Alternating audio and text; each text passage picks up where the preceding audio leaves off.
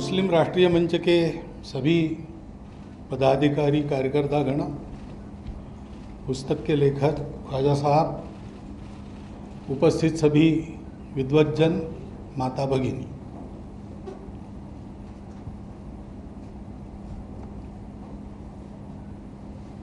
ये ऐतिहासिक है कि नहीं मुझे मालूम नहीं, लेकिन सार्वजनिक रूप से इस प्रकार का पुस्तक का लोकार्पण मेरे द्वारा यानी संघ के किसी अधिकारी के द्वारा ये शायद पहली बार है।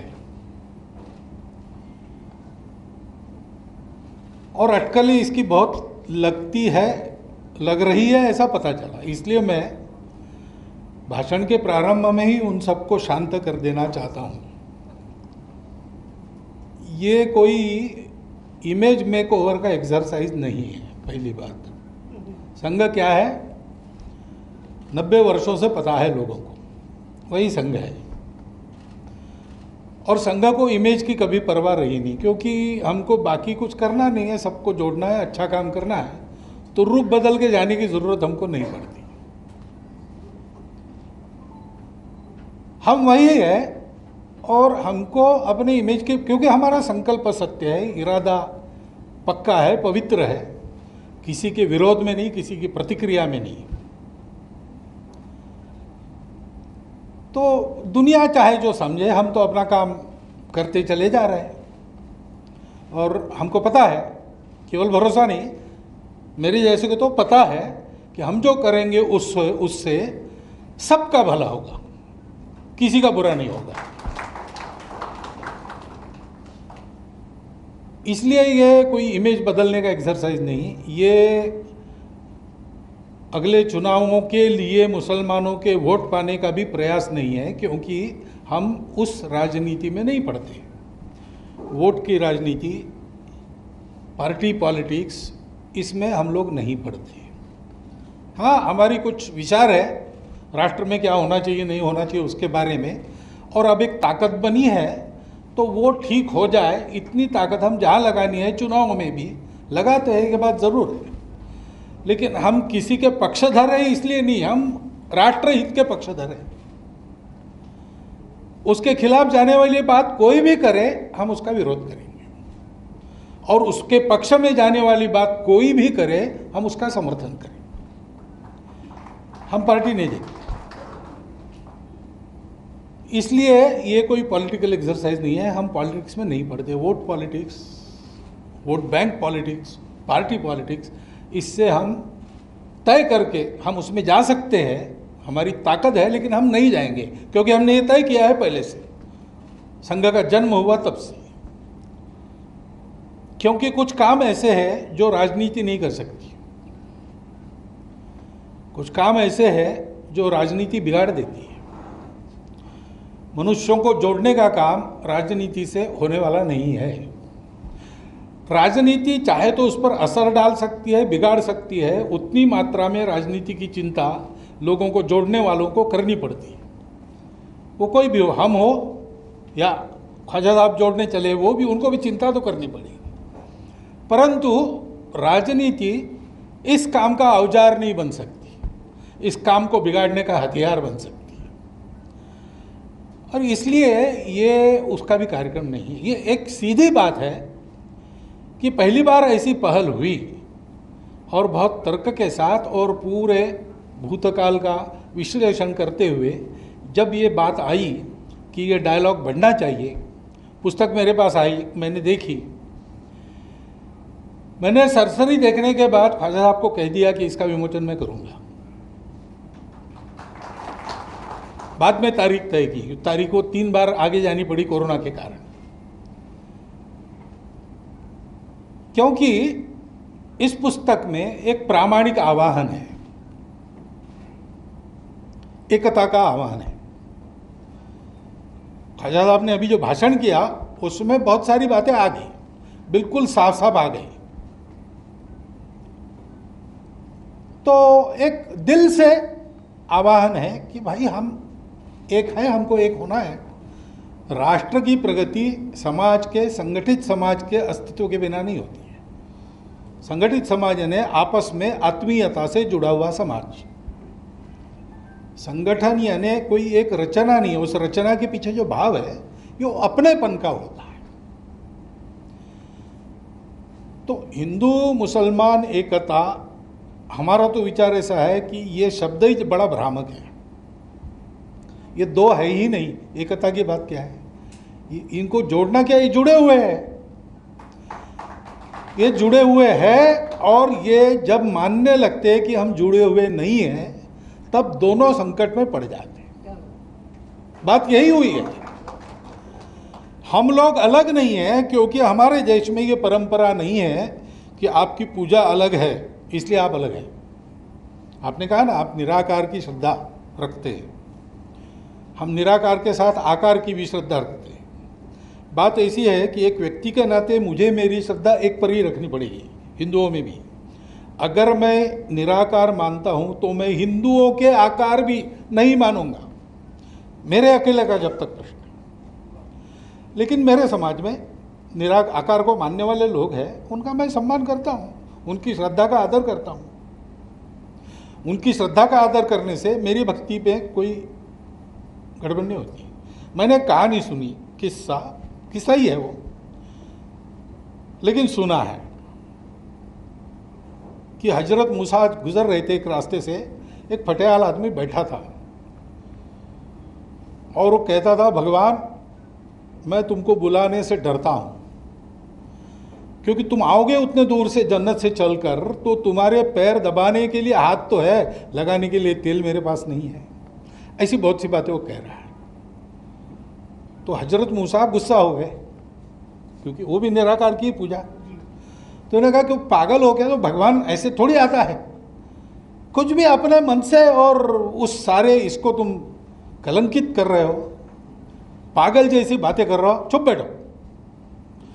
तो उनके दिल में भगवान की आवाज़ उतरी और उसने कहा कि उसको जो कहना है कि तुम्हारा ठीक है, तुम समझते हो ना, वो अपनी समझ से कह रहा है, उसका दिल दुखा के तुम मेरी हस्ती को कलंकित कर रहे हो। इस अर्थ की कहानी मैंने पढ़ी। भारत में ये मानते हैं, हम ये करते आए हैं।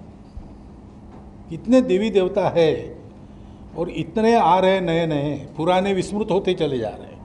अब वो रुद्र और इंद्र, इनकी पूजा कहीं होती नहीं, अब नए नए आ गए। ठीक है, जाकी रहे भावना जैसी, प्रभु मुहूर्त तीन देनी देखी तैसी।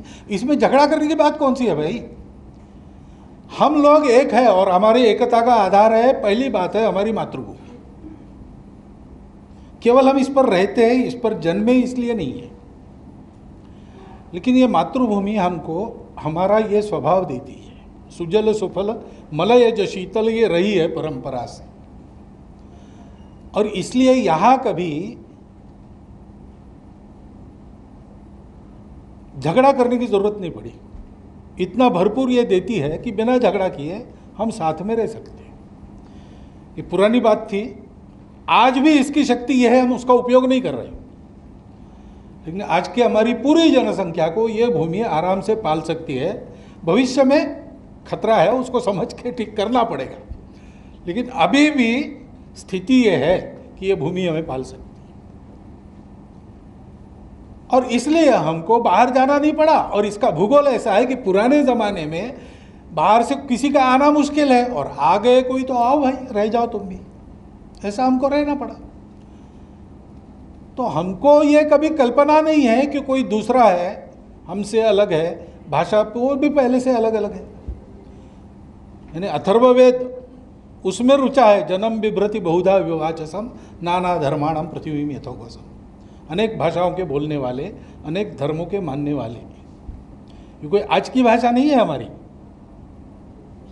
उपनिषदों में कथा है कि एक ज्ञानी व्यक्ति थे, उसके पास 5 लोग गए। एक पृथ्वी की पूजा करता था, एक अग्नि की, एक वायु की। पूछने के लिए गया कि किसका सा है। तो उसने पूछा, आप किसकी पूजा करते हो? उसने कहा अग्नि की। हाँ, इसीलिए तुम्हारा सब कुछ ठीक चल रहा है, तुम्हारा कल्याण है, तुम्हारे घर में समृद्धि है। दूसरे को पूछा, तुम वायु। हाँ, इसीलिए तुम्हारा कल्याण हो रहा है। तुम्हारे सबको यही कहा उसने। फिर से ये कंफ्यूज हो गए, सही किसका है? हंसकर उसने कहा कि देखो भाई, तुम अपनी अपनी भावना से जिसकी पूजा करते हो वो एक अंश है। वास्तव में जिस पूर्ण के ये अंग है इनके द्वारा तुमको उसको देखना चाहिए, उसको नहीं देखते इसलिए दूसरों की पूजा को लेकर तुम भ्रम में पड़ जाते। ये हमारा देश है, ये हमारी परंपरा है, ये हमारी तहजीब है, और ये हमारे मातृभूमि के कारण मिली है, वो पहला आधार है। और ये परंपरा दूसरा आधार है, और तीसरा आधार है ही हम समान पूर्वजों के वंशज हैं। अब ये विज्ञान से भी सिद्ध हो चुका है। 40,000 साल पूर्व से हम भारत के सब लोगों का डीएनए, सब लोगों का निरपवाद डीएनए समान है। इस आधार पर आरूढ़ होकर हम जब विचार करते हैं तो मन में अपनापन आता ही है। उस अपनेपन के आधार पर एकता होती है, राजनीति के आधार पर नहीं होती। और संघ पहले से ऐसा मानता है। खिलाफत आंदोलन के बाद हिंदुत्व का शब्द वगैरह, इतिहास बिल्कुल ठीक बताया आपने। संघ की विचार प्रक्रिया कैसी चली है? डॉक्टर हेडगेवार साहब ने कहा कि देखो भाई, हिंदू अपनी दुर्वस्था के लिए अंग्रेजों को, मुसलमानों को दोषी मान रहा है, ये गलत बात है। हाँ, कुछ इतिहास में उपद्रव हुए, उसके कारण नुकसान हुए, बात ठीक है। आज भी हम कह सकते हैं ऐसे उपद्रव हुए, हम दोनों एक दूसरे के बारे में ये कह सकते हैं। लेकिन डॉक्टर हेडगेवार ने कहा कि तुम अपने देश में थे, तुम अपने देश के मालिक थे, तुम्हारी संख्या इतनी है, तुम्हारे पास इतने उच्च विचार है, फिर भी अपने घर में तुम्हारी हालत ये हुई, तुम दूसरों को कैसे दोष लगा सकते हो? तुम में कुछ कमी होगी, उसको सुधारो। संघ का विचार ये है। ये जो संघ के बारे में अपने देश के तथाकथित अल्पसंख्यकों को, तथाकथित में इसलिए कह रहा हूँ कि वो एक ही समाज के, हमारे ही समाज के, हमारे अपने भाई है, ये वास्तविकता है। और कभी भी भाषा, पंथ, प्रांत, संप्रदाय, धर्म के नाम पर हमने किसी को कम या ज़्यादा नहीं कहा, लेकिन है आज की माइनॉरिटीज उनको कहा जाता है।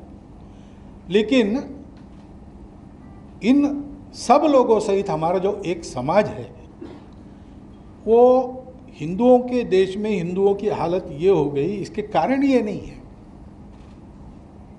ये संघ की विचारधारा है, और उन तथाकथित अल्पसंख्यकों के मन में ये डर भरा गया है कि संघ वाले तुमको खा जाएंगे। दूसरा एक डर लगता है कि हिंदू मेजॉरिटी देश में आप रहोगे तो आपका इस्लाम चला जाएगा, ये भी बताया जाता है। अन्य किसी देश में ऐसा होता होगा, मेजॉरिटी माइनॉरिटी होगा, हमारे यहाँ ऐसा नहीं है। हमारे यहाँ जो जो आया है वो आज भी मौजूद है, किसी भी कारण आया हो, लेकिन आया है और रहा है तो मौजूद है। और इस भूमि की परंपरा, यहाँ के समाज का स्वभाव, और इस कारण उसने बनाया संविधान भी उनके यहाँ के अस्तित्व की गारंटी देता है। क्योंकि समाज वैसे मानता है आज भी। कुछ ज्यादतियां अगर होती है मेजॉरिटी की ओर से माइनॉरिटी की ओर, तो मेजॉरिटी से ही उन आतताइयों का विरोध होता है। मैं बहुत आग बबूला होकर भाषण करके हिंदुओं में पॉपुलर तो हो सकता हूं, लेकिन हिंदू मेरा साथ नहीं देगा कभी, क्योंकि वो आततायित्व पर चलने वाला नहीं है।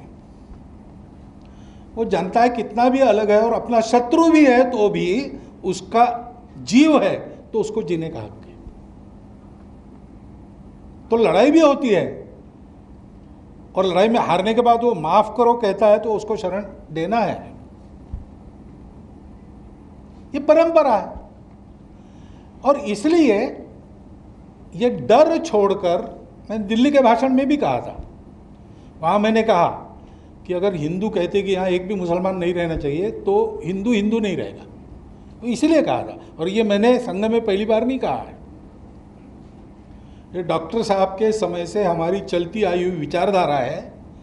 हर बात को बोलने का वक्त होता है तो उन्होंने दूसरों शब्दों में कहा, गुरुजी ने और शब्दों में कहा, बाड़ा साहब ने कहा, ये चलते आया है। और संघ छोटा था तब उसकी बात सुनी नहीं गई।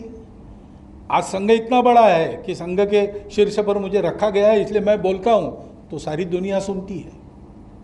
लेकिन ये विचार मेरा नहीं है, ये विचार संघ की विचारधारा का अंग है, क्योंकि हिंदुस्तान एक राष्ट्र है। यहाँ हम सब लोग हैं, सबके अलग अलग इतिहास भी होंगे, पृष्ठभूमि की होंगी, लेकिन पूर्वज सबके समान है। स्वार्थ अलग अलग होंगे, लेकिन समाज एक है।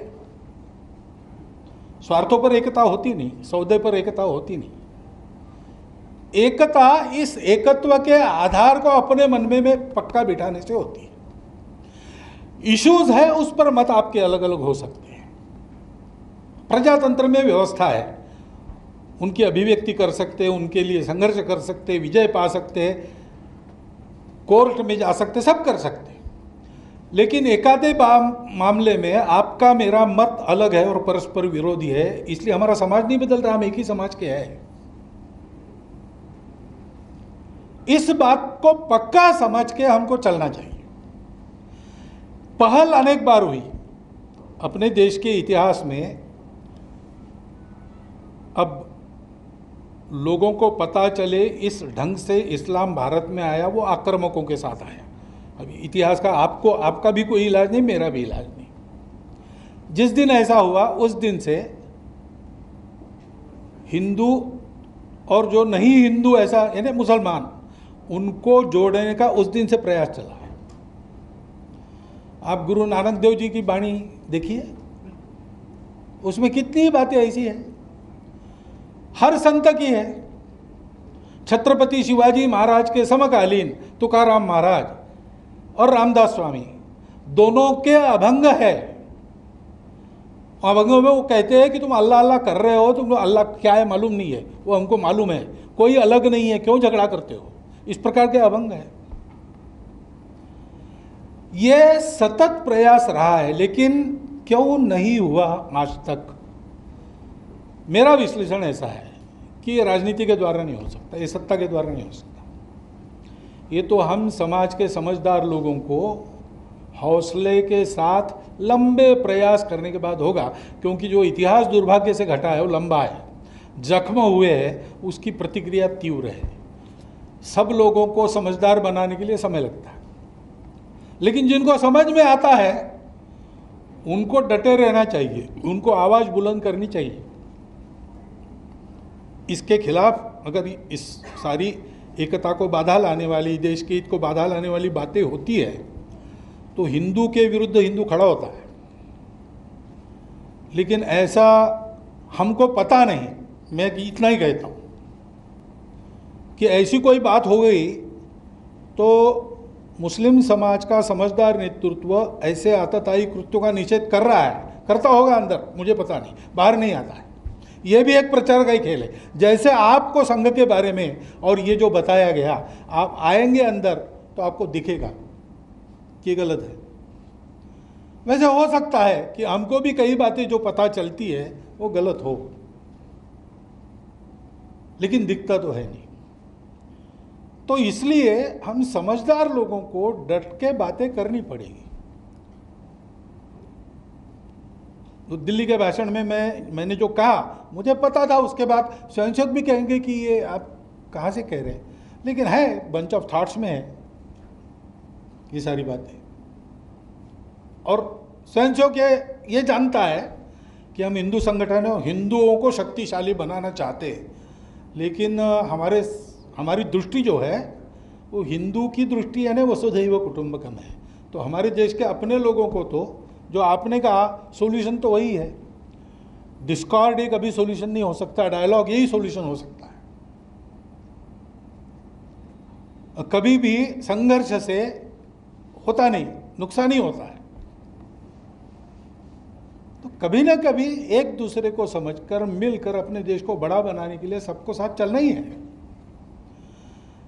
अब ये बात अनेक बार हुई, लेकिन कई बार डायलॉग का एक अर्थ ऐसा भी है, ऐसा मैंने सुना, सही है कि गलत है मुझे मालूम नहीं, लेकिन सही है तो बड़ी भयंकर बात है। चर्च के पैराडाइम से ये डायलॉग शब्द आया, ऐसा कहते हैं। तो उसमें ऐसा है कि लोगों को कन्वर्ट करने के लिए तैयारी करने का समय मिले, इसलिए बातों में उलझा के रखना, ये भी एक अर्थ होता है उसका। ऐसे भी किसी ने उपयोग किया होगा तो पता नहीं मुझे, लेकिन डायलॉग करने के पीछे स्वार्थ नहीं चाहिए, हमको कुछ पाना नहीं है, हमको कुछ पाना नहीं है। ये देश अपना है, ये समाज अपना है, उसके भलाई के लिए करना आवश्यक है। कोई माने ना माने, हमको करना है। हमारा क्या होगा हमको परवाह नहीं, हमारा कुछ भी हो जाए, हमारे समाज का तो भला ही होगा। इस ढंग से खड़ा रहना पड़ेगा। एकता की आधार भूमि अपनी मातृभूमि, अपनी ये परंपरा संस्कृति और हमारे समान पूर्वज, उनका गौरव। बाकी हमारे यहाँ सब स्वतंत्रता है, कुछ नहीं बदलना पड़ता है। सब मत पंथ हमारे यहाँ, रामकृष्ण परमहंस जैसे संत, उन्होंने प्रत्यक्ष उपासना करके ये देख लिया है। इस्लाम की भी उपासना उन्होंने की और अंतिम परिणति देख ली प्रत्येक पंथ संप्रदाय की, और कहा कि जो तो मत तो पथ, रास्ते अलग अलग है, मंजिल एक ही है।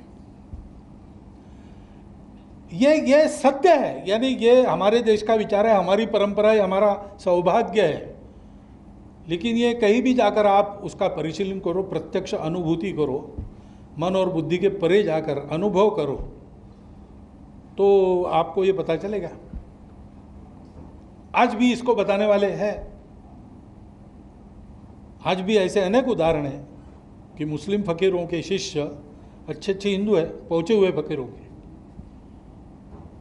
और हिंदू संतों के मुसलमान शिष्य है। हिंदू संतों ने मुसलमान शिष्यों को जो मंत्र दिया है वो संस्कृत का नहीं दिया है, वो कुरान पाक में कुछ नाम वहाँ से निकाल के दिया है। ऐसे बहुत उदाहरण है। मैं जानता हूँ जहाँ से मैं पैदा हुआ हूँ भारत में, विदर्भ और ये नागपुर के आसपास का इलाका, उसमें तो ऐसे मेरे आसपास ही 4-5 उदाहरण हैं। अब इसको हमको पहचानना चाहिए, इसको पकड़ के चलना चाहिए और इसी निश्चय के साथ चलना चाहिए।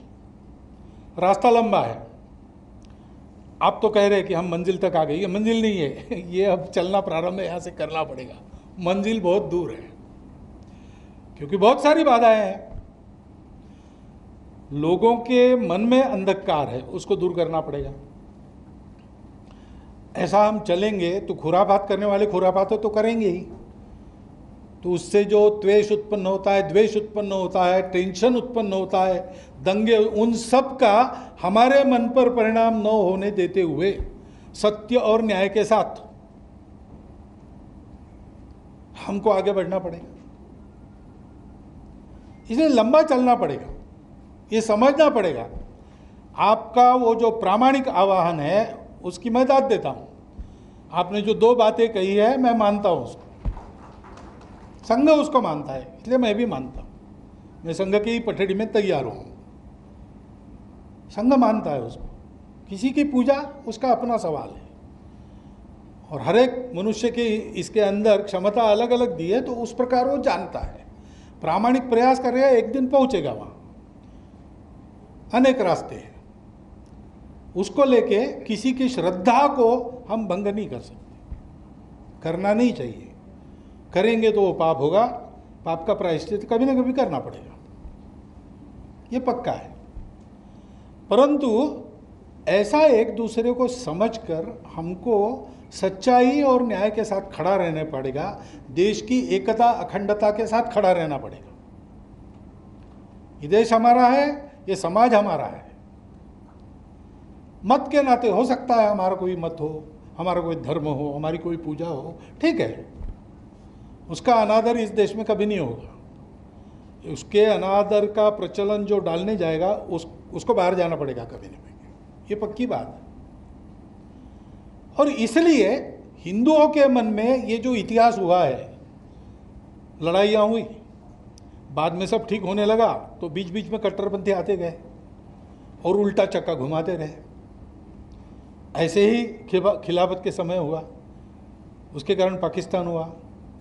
स्वतंत्रता के बाद भी राजनीति के तहत आपको ये बताया जाता है तुम अलग हो, तुम अपनी अलग पहचान छोड़ दोगे। पहचान छोड़ने की ज़रूरत नहीं है भाई, पहनावा वगैरह सारी बातें यहाँ सबकी अलग अलग है, पहले से है, यहाँ मुसलमानों के आने के पहले से है। इसलिए वो सब ठीक रखकर भी हम इस समाज के अंग हो ही सकते, और कहीं नहीं हो सकते, यहां हो सकते। लेकिन ये डर जो बिठाया जाता है उसके चलते और फिर से चक्का उल्टा घूमता है। उस चक्कर से बचना और बचाना ये हमको करना पड़ेगा। हम है अलग अलग, हमारी तहजीब है, ये है, परस्पर विरोधी भी है। ये आर्य समाजी सगुण अवतारों को नहीं मानते, टीका भी है। सत्यार्थ प्रकाश में हिंदू देवी देवताओं पर टीका है, चाबुक लगे है। लेकिन हिंदू समाज ने उसको कैसे लिया, ये एक शास्त्रार्थ है भाई, बौद्धिक विश्लेषण है। अब पढ़ो उसको, प्रैक्टिस करके देखो, जो अनुभव आता है वैसे मानो। तो आर्य समाजी भी है और मंदिर वाले भी है, सब प्रकार के लोग हैं। जैसे ये साथ चलते हैं वैसे हमारे ही भारत माता के पुत्र, हमारे ही संस्कृति के विरासतदार और हमारे ही पूर्वजों के वंशज, खून के अपने भाई मुसलमान साथ क्यों नहीं चल सकते भाई? वो कैसे अलग हो गए? लेकिन इन सब पृष्ठभूमियों के कारण एक अलगाव और अविश्वास पैदा हुआ है। उसकी दूरी हमको पाटते समय समाज के मन से ये सारा हटाना पड़ेगा। और हटाने का मतलब छिपाना नहीं होता है। जो आपने कहा, खरी खरी बात को जैसा है वैसा समझना। इसलिए हम कहते हैं कि हिंदुस्तान हिंदू राष्ट्र है, गौ माता पूज्य है, लेकिन लिंचिंग करने वाले ये हिंदुत्व के खिलाफ जा रहे हैं। वो आतताई है। कानून के जरिए उनका निपटारा होना चाहिए, क्योंकि ऐसे केसेस बनाए भी जाते हैं तो बोल नहीं सकते आजकल कहाँ सही है कहाँ गलत है। लेकिन कानून को अपना काम करना चाहिए, तहकीकात करनी चाहिए ठीक से, बिना पार्शियलिटी किए सबका न्याय करना चाहिए और दोषी को सजा होनी चाहिए। हमको उसमें कोई गम नहीं। सब मैं कहता हूं, सार्वजनिक भाषणों में मैंने कहा है स्वयं। ये अगर हम करने लगेंगे तो बहुत अच्छी बात होगी। एक बात बिल्कुल सही है आपकी कि आज अगर संघ के नाते हम कोई बात कहते, अब ये बात मैं कह रहा हूँ, तो इसकी हिंदू समाज में तो बहुत बड़ी चर्चा होगी। बहुत बड़ा वर्ग है जो इसका समर्थन करेगा, हमको कहेगा कि आपने बहुत अच्छा किया, ये पहल की। ऐसा भी वर्ग है जो खराब नहीं है, अच्छे इंसान है, लेकिन वो कहेंगे कि बस आप भी भोले बन गए। अब ये ज़रूर कहेगा क्योंकि ठोकरे लगी है। वो कहेंगे कि अरे ऐसा कभी हुआ था क्या, ये ऐसा मामला नहीं है, ये आप लोग नहीं समझते। ऐसे भी होंगे, चलेगा, ये शास्त्रार्थ चलेगा।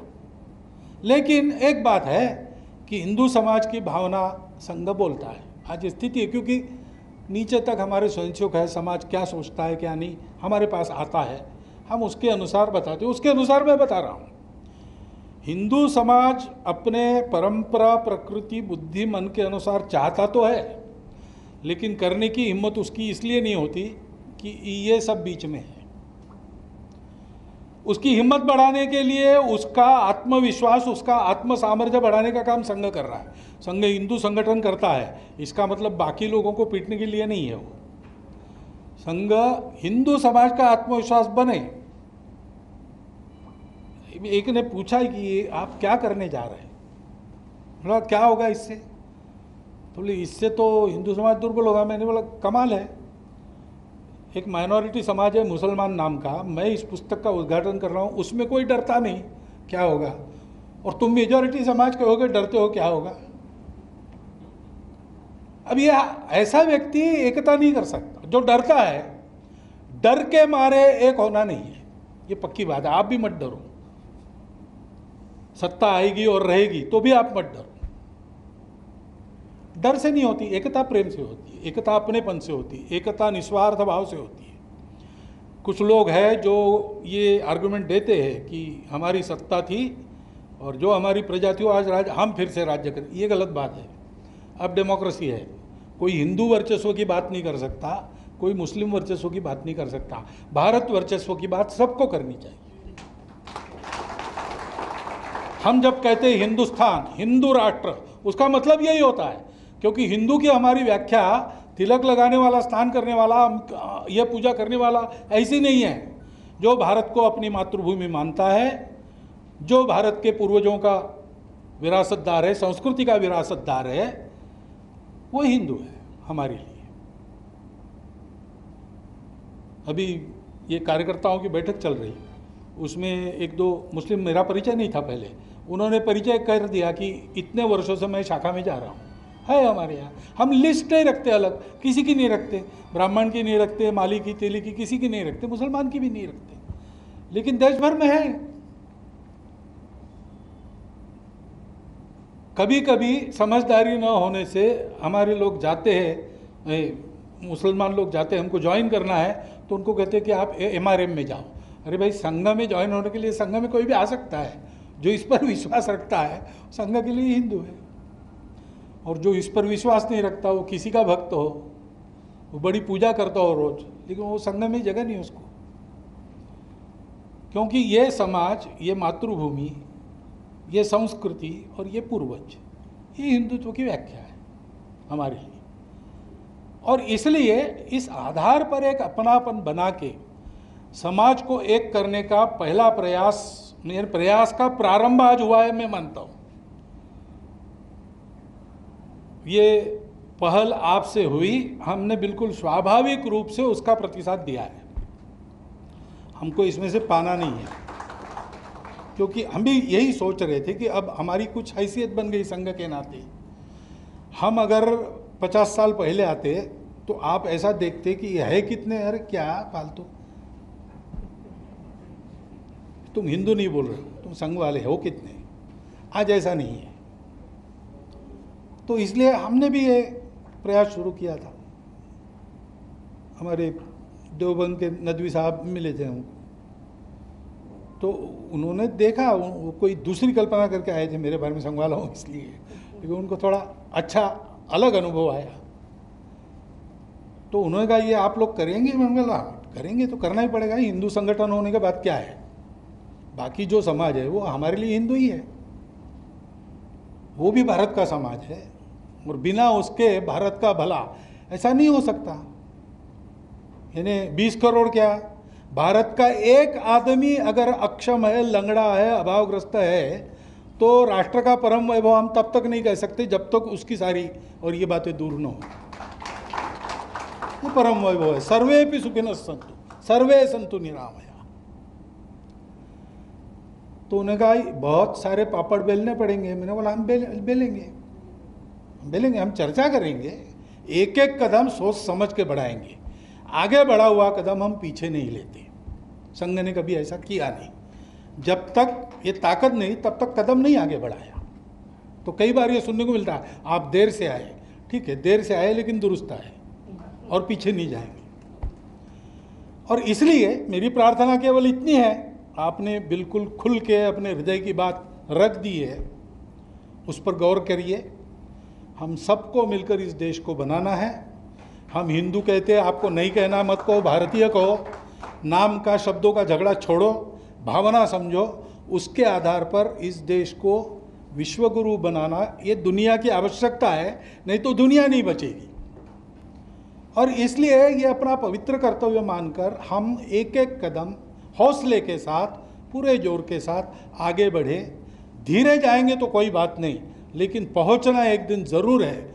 और इसलिए मन का विचार पक्का रखिए, उसको बदलिए नहीं। उसकी परीक्षा बहुत कड़ी होगी, बहुत लंबी होगी, लेकिन हमको इस दिशा में चलना ही पड़ेगा। जितना जल्दी प्रारंभ करेंगे उतना कम नुकसान होगा।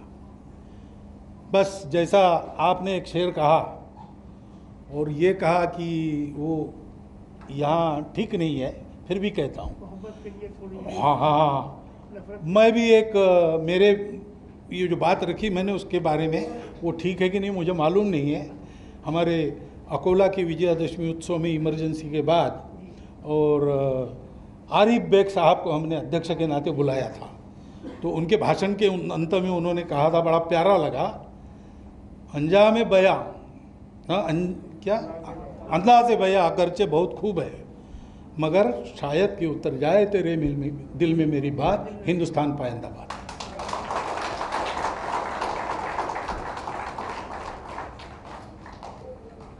बहुत बहुत धन्यवाद।